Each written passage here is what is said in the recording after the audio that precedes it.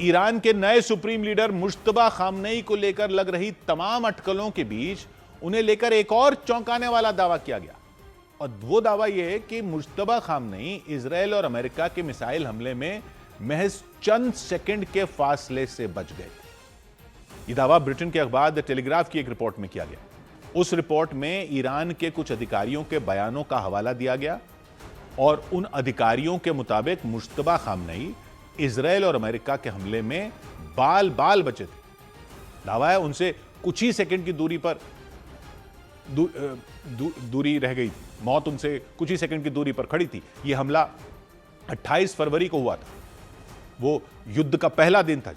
उसी दिन इजराइल और अमेरिका ने मिलकर ईरान की राजधानी तेहरान समेत उसके कई हिस्सों पर बमबारी करती थी और अचानक हुए हमले से पूरा ईरान दहल उठा था। लेकिन ईरान के लोगों को सबसे तगड़ा झटका तब लगा था जब जंग के पहले ही दिन उनके supreme leader Ayatollah Ali Khamenei के मारे जाने की खबर आई थी। जानकारियों से पता चला कि हमले के वक्त वो तेहरान की एक इमारत में मौजूद थे। उस इमारत के नीचे जमीन में बंकर बना हुआ था। दावा है कि आयतुल्लाह अली खामनेई जिस इमारत में मौजूद थे वहां उनके बेटे मुश्तबा खामनेई के अलावा परिवार के भी और भी कई लोग मौजूद थे। इसके अलावा ईरान की IRGC सेना के कुछ अधिकारी भी वहां बैठक के लिए पहुंचे थे। ब्रिटेन के अखबार द टेलीग्राफ की रिपोर्ट के मुताबिक बैठक से पहले ही अमेरिका और इजराइल ने वहां जबरदस्त हवाई हमले कर दिए थे। इतना तगड़ा हमला था कि आसपास की इमारतें भी ढह गई थी और जिस इमारत में आयतुल्लाह अली खामनेई थे वो तो बंकर समेत बर्बाद हो गई थी। हमले में आयतुल्लाह अली खामनेई, उनकी बेटी और दामाद के अलावा कई लोग मारे गए। लेकिन अली खामनेई के बेटे मुश्तबा खामनेई उसमें बच निकले थे क्योंकि दावा है हमले से कुछ देर पहले ही वो किसी काम के सिलसिले में उस इमारत से बाहर आ गए थे जिस पर हमला किया गया। ये दावा ईरान के कुछ अधिकारियों ने किया, ऐसा रिपोर्ट में बताया गया। टेलीग्राफ अखबार के मुताबिक उन अधिकारियों ने बताया कि जब हमला हुआ तो मुश्तबा खामनेई हमले वाली जगह से कुछ ही मीटर की दूरी पर थे। बताया गया इमारतों पर मिसाइलें गिरी तो उनका मलबा हवा में दूर तक फैल गया था और मलबे की चपेट में आने से मुश्तबा खामनेई को हल्की फुल्की चोट जरूर आई लेकिन उनकी जान बच गई। बाद में उन्हें ही ईरान का सुप्रीम लीडर बनाया गया। लेकिन उनकी सेहत को लेकर अलग अलग तरह के दावों ने जोर पकड़ लिया क्योंकि युद्ध छिड़ने के बाद मुश्तबा खामनेई को एक बार भी सार्वजनिक तौर पर नहीं देखा गया, ना ही उनका कोई नया वीडियो सामने आया। इस सबके बीच कुछ मीडिया रिपोर्ट में दावा किया गया कि अमेरिका और इजराइल के हमले में मुश्तबा खामनेई बुरी तरह घायल हो चुके हैं। उनका एक पैर काटे जाने तक की बातें कही गई। अमेरिकी राष्ट्रपति डोनाल्ड ट्रंप ने बताया कि उनके कानों तक भी मुश्तबा खामनेई को लेकर तरह तरह की खबरें पहुंच रही हैं। A lot of people are saying that he's badly disfigured. They're saying that he lost his leg, one leg, and he's been hurt very badly. Trump ने उन अटकलों को भी खारिज नहीं किया जिनमें मुश्तबा खामनेई के मारे जाने की बात कही गई। उन्होंने तो यहां तक दावा कर दिया कि ईरान में वहां की जनता की अगुवाई करने वाला कोई नेता बचा ही नहीं है। They have no leadership. The leadership is gone. But then they set up a new leadership to go and name a new leader, and that leadership is gone. And now they think maybe the sun is gone. अमेरिकी राष्ट्रपति ने तंज कसा कि और Iran के बड़े नेताओं की मौत को अपने लिए परेशानी की वजह बताया क्योंकि ट्रंप के मुताबिक ईरान की हालत ऐसी हो चुकी है कि उससे बातचीत करने के लिए भी वहां कोई नेता नहीं बचा। इजराइल ने लेबनान पर हवाई हमलों के साथ जमीनी कार्रवाई भी तेज कर दी। इजराइल ने दावा किया कि उसकी सेना दक्षिणी लेबनान के कुछ इलाकों में दाखिल हुई और वहां पर मौजूद हिजबुल्लाह के सैन्य ठिकाने पर हमले शुरू कर दिए। लेकिन जमीनी हमले से पहले इजराइल की सेना ने लेबनान की राजधानी बेरूत समेत वहां के कई इलाकों पर मिसाइलें दाग दी। इन हमलों में कई इमारतें ध्वस्त हो गईं और कई लोगों के मारे जाने का दावा किया गया क्योंकि वहां जोरदार धमाका हुआ। धमाके की तेज आवाज से लेबनान का बड़ा इलाका दहल गया।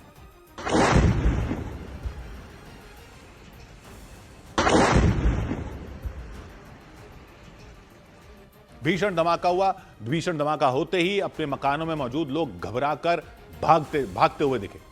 कुछ ही देर में सड़क के पास धुएं ने कब्जा कर लिया। थोड़ी देर में सड़क के पास बनी कई इमारतों को धुएं ने अपनी चपेट में ले लिया। लेकिन इस बीच वहां एक और बड़ा धमाका हो गया।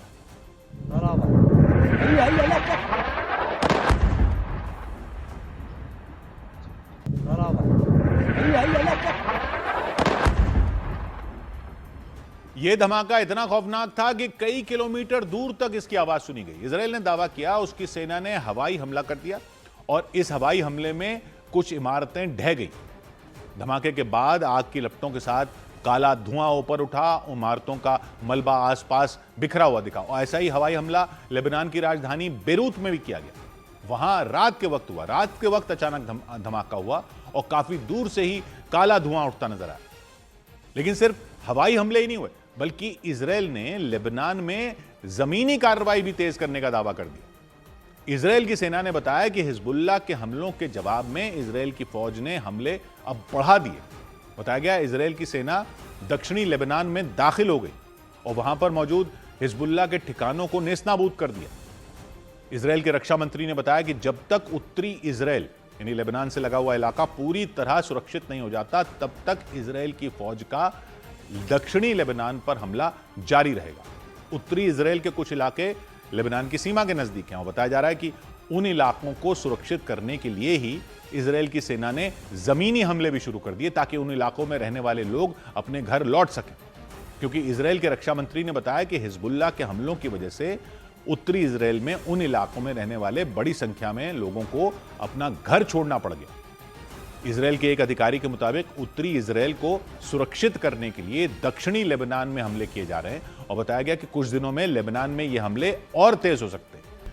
अमेरिका ने पश्चिम एशिया में एक और E-2D हॉकाई निगरानी विमान तैनात कर दिया। इस विमान को अमेरिका की आंख भी कहा जाता है क्योंकि यह विमान दुश्मन के हवाई हमलों पर नजर रखता है और इसीलिए अमेरिका ने पश्चिम एशिया में एक और E-2D हॉकाई विमान तैनात कर दिया।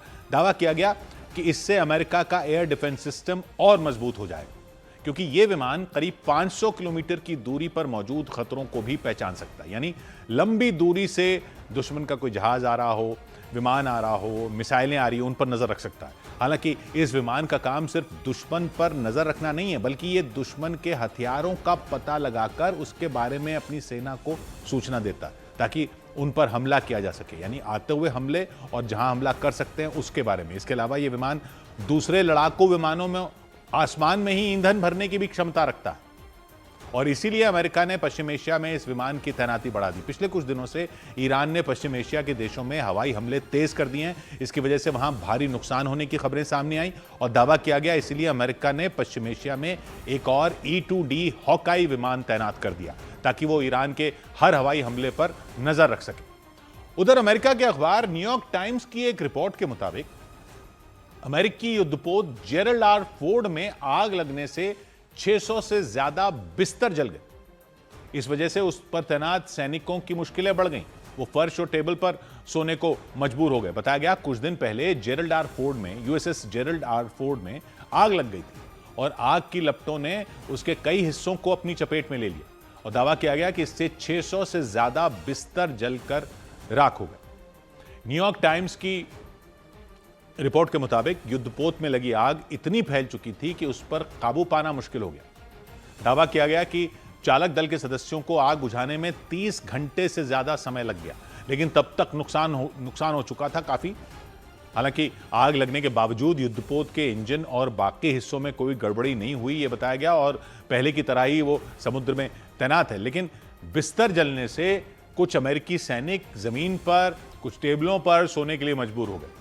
अमेरिका ने अपने युद्धपोत USS जेरल्ड आर फोर्ड को अक्टूबर 2025 में ही लाल सागर में तैनात किया था। इसमें करीब 5000 जवानों की तैनाती की गई थी। बाद में अमेरिका ने USS जेरल्ड आर फोर्ड को भूमध्य सागर के रास्ते कैरिबियन सागर जाने का आदेश दिया था।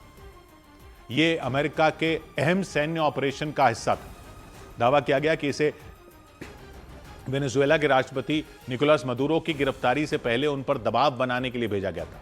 इसके बाद इसे ईरान के खिलाफ जंग के लिए वहीं से पश्चिम एशिया रवाना कर दिया गया और ये फिलहाल लाल सागर में तैनात है।